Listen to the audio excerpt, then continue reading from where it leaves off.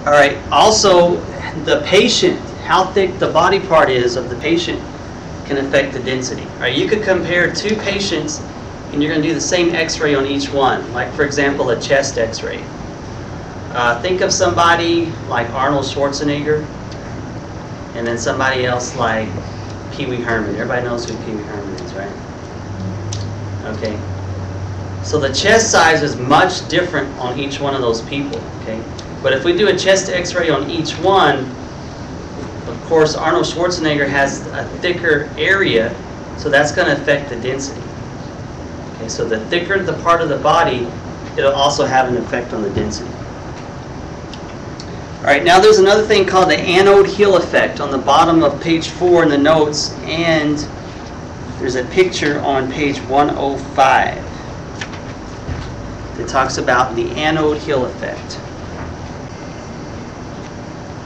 All right, the anode hill effect. What this is telling you is that you have two sides to the X-ray beam. Okay, remember, here's the focusing cup. The electrons are going to come out of here. They're going to come over and hit the anode. And when they hit the anode, the beam of radiation comes down.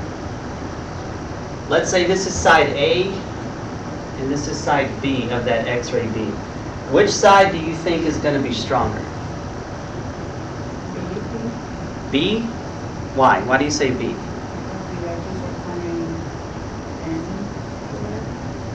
Wow, you actually are paying attention. That's right. Because the electrons are coming from here, this side is going to be stronger. It's going to be a little bit more intense than this side. So when you're going to do a certain part of the body where the thickness changes, like for example your femur, all right, your thigh is going to be much thicker here than it is down there by your knee. You have more tissue here. So when you're going to do that, you want to make sure you put the thicker part under the cathode side of the X-ray tube because it's more intense. And because it's thicker, it needs more intensity for the radiation to pass through it. So what you remember about the anode hill effect is the thicker side of the body goes under the cathode. So you'll have to figure out which way the patient has to be facing if they're lying down to do this femur X-ray. Okay. And the reason why we do this is if we did it the other way, when we develop the picture, you're going to have this long bone on the picture, but one end is going to be very dark and the other end will be too light. So when you switch it around, it balances it out so that it looks the same all the way across. Okay? Because one side is going to be stronger than the other. So that's what the anode hill effect is. And on this picture on page 105, it shows you this beam of radiation coming off the anode, and at the bottom it tells you the intensity. So the more you get towards the cathode, the more intense the radiation beam is.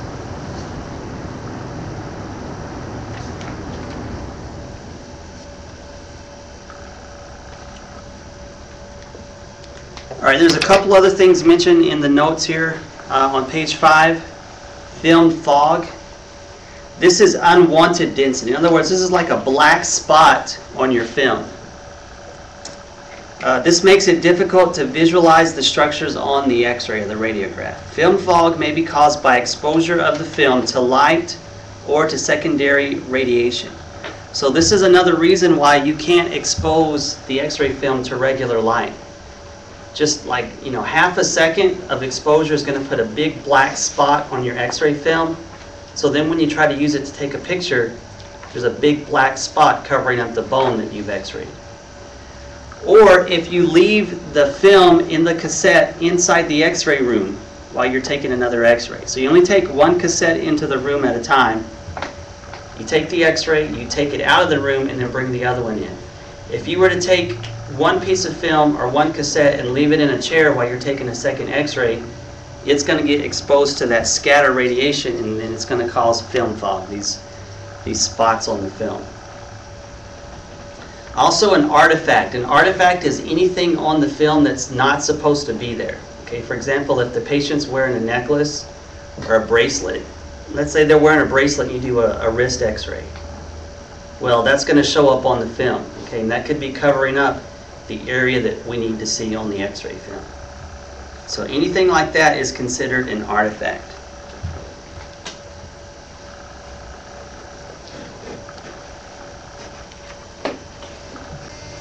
All right, on page 5 of the notes, another thing it talks about is contrast. Okay, contrast is a little bit different than density. You have two types of contrast, high contrast and low contrast. Contrast is basically the difference between black and white. Okay, if you take an X-ray of a hand or a foot, just like the picture I drew a few minutes ago, it's mostly the white bones with the black border around it, just black and white. That's high contrast. Okay, when you do a chest X-ray, you're going to have more than just white and black. Okay, when you look at the chest, there's a lot of gray areas, areas where it's kind of dark gray or it's light gray, and you'll see some white areas. Okay? That's called low contrast because you have black, gray, and white. Okay. In the book, on page 106, it shows you two pictures of the different ways you can have contrast.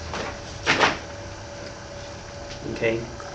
They call it short scale contrast and long scale contrast. Short scale is the same thing as high. So I always write it like this, high or short. So you can remember short and high, the H in both. It basically just means you have black and white and maybe there's a little bit of gray in that X-ray. Okay, so that would be for extremities. Low contrast is also called long scale. Okay, long scale contrast because you have black, you have white, and there could be several shades of gray, one that gets darker than the next. So that was what you would see in a chest X-ray. Okay, so low scale contrast is the same as long, and high contrast is the same as short scale.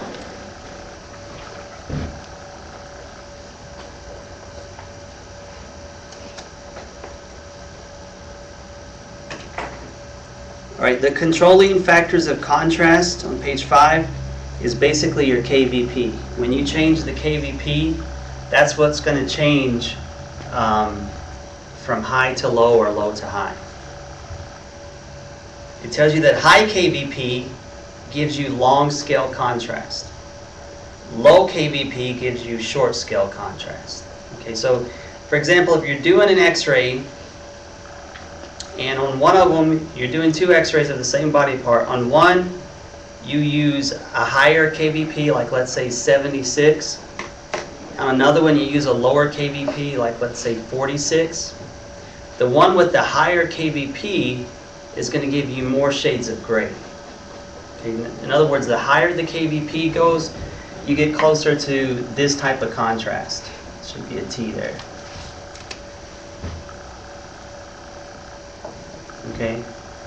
When you do a lower KVP, you're mostly going to have black and white, so that's a short scale contrast. So just think of more KVP, more gray. That's the best way to remember that. All right, everything else that you do is not going to have a big effect on it, but it can affect it a little bit.